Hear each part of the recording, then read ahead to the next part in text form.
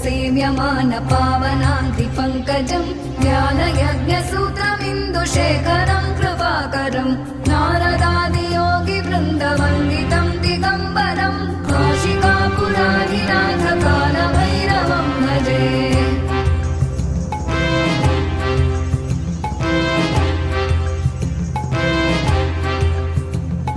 भानुकोटिभास्वनं भवाब्धितारकं परं नीलकण्ठमीप्सितार्थदायकं त्रिलोचनं कालकालमम्बुजाक्षमक्षशूलमक्षरं काशिकापुराधिनाथकालभैरवं भजे।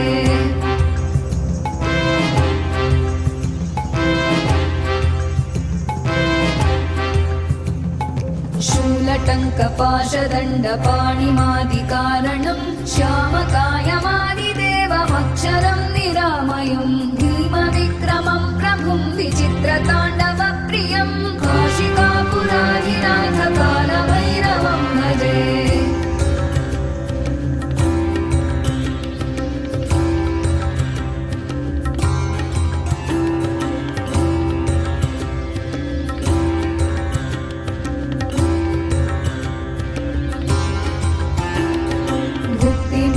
दायकं प्रशस्तचारुविग्रहं भक्तवत्सलं स्थितं समस्तलोकविग्रहं विनिक्मणं मनोज्ञहेम किङ्किणीलसत्कटिं काशिकापुराधिनाथकालभैरवं भजे।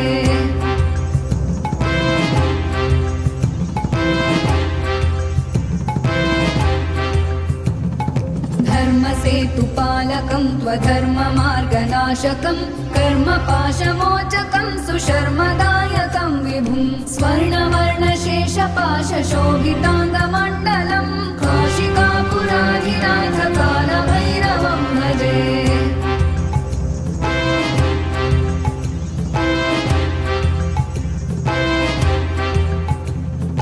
रत्नपादुका प्रभाभिरामपादयुग्मकं नित्यमद्वितीयमिष्टदैवतं निरञ्जनं मृत्युदर्पनाशनं करालदंष्ट्रमोक्षणं काशिकापुराधिनाथकालभैरवं भजे।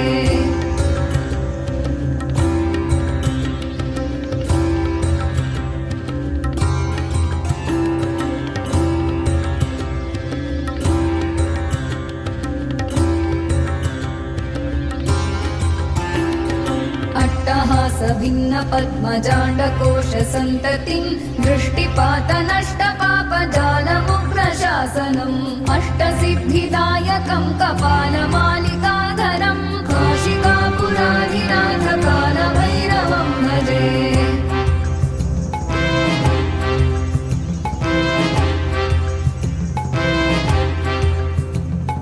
भूतसङ्घनायकं विशालकीर्तिदायकं काशीवासलोकपुण्यपापशोधकं विभुं नीतिमार्गकोविदं पुरातनं जगत्पतिं काशिकापुराधिनाथकालभैरवं भजे।